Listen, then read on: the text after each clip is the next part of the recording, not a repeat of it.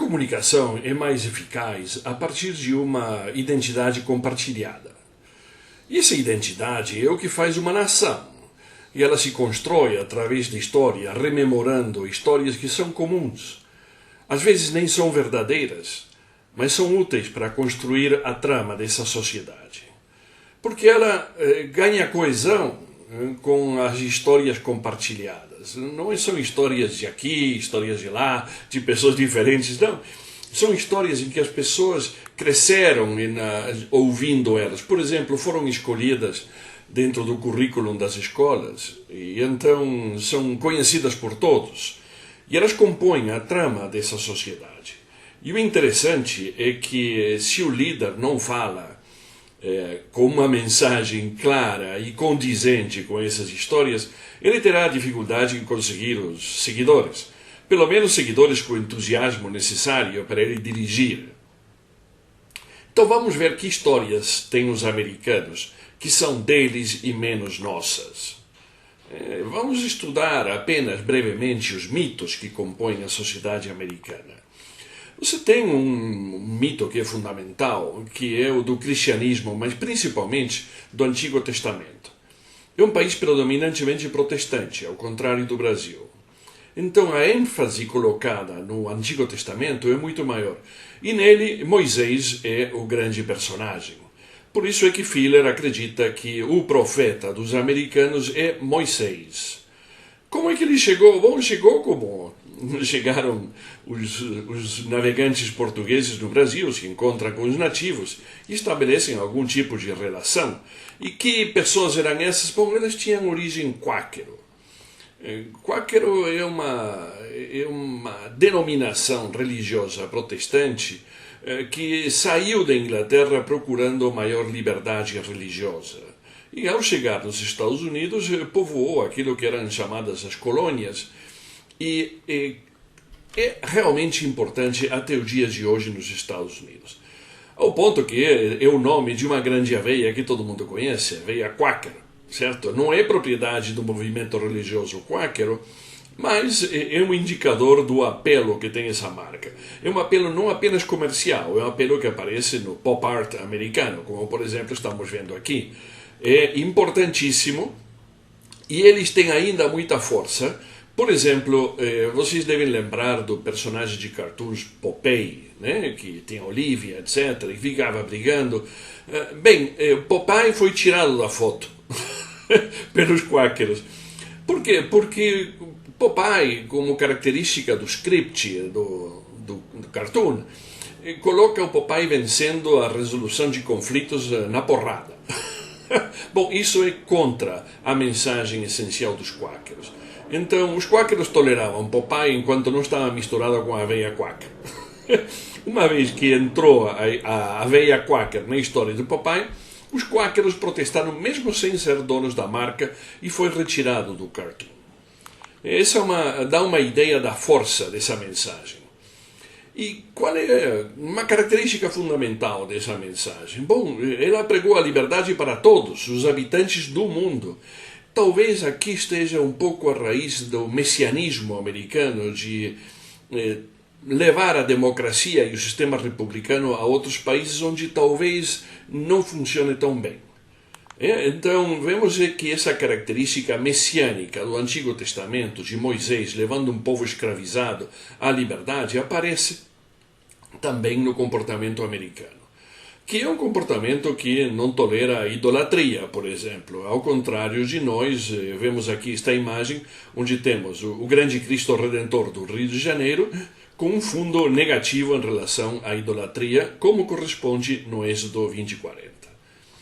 No livro do Êxodo há uma ênfase muito marcada no cuidado com os vulneráveis, na igualdade de todas as armas e principalmente o entrelaçamento da jornada material e moral. Essa aqui é uma característica muito importante no americano que, por exemplo, não tolera mentira, publicamente pelo menos. É muito difícil alguém mentir e escapar com isso. Deixa de ser crível. Essa é uma diferença muito marcante com a tolerância que temos no Brasil em relação à mentira, inclusive a mentira dos políticos. Bem, estas ideias do Antigo Testamento aparecem na literatura americana e também nos filmes. Por exemplo, um grande filme épico escrito, dirigido e produzido por Cecil B. DeMille são os Dez Mandamentos. A mensagem fundamental, segundo o próprio DeMille, é que coloca a questão sobre se a terra deve ser dirigida sob os desígnios de Deus ou os caprichos de um ditador. Não acho que DeMille tenha sido muito democrático na gestão da empresa, do contrário, não teria escrito, produzido e dirigido o filme. Mas vamos lá.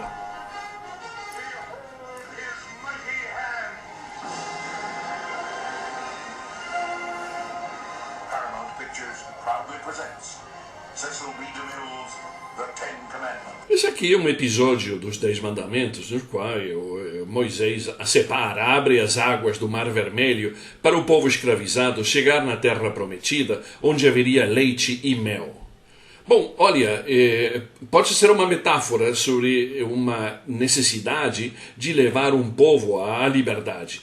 Mas a metáfora é poderosa e ela é recuperada pelo Martin Luther King, porque a metáfora, o mito, tem um grande poder de coalescência, de chamada. É por isso que Martin Luther King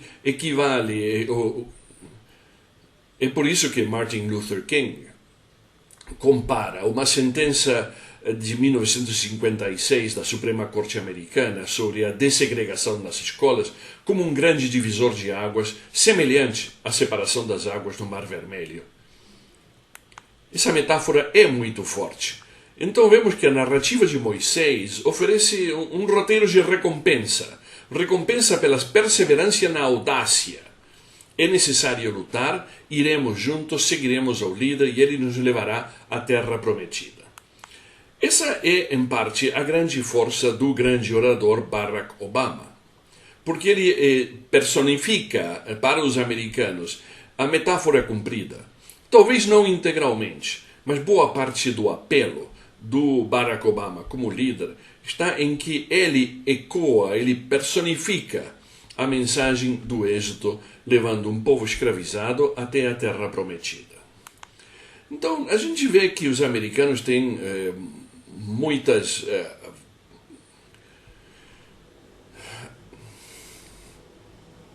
Então, a gente vê que o americano ainda tem um problema grave com a discriminação racial.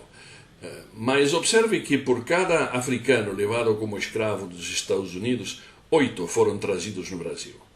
E os americanos têm desenvolvido algum tipo de comportamento positivo para conseguir aquela igualdade que aparece já no Êxodo, que aparece já no Antigo Testamento, no Êxodo.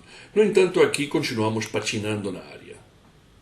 Então, o que é? São apenas esses mitos religiosos que construíram os Estados Unidos? Não. Os americanos foram pensando etapas da sua luta de independência e permearam a literatura.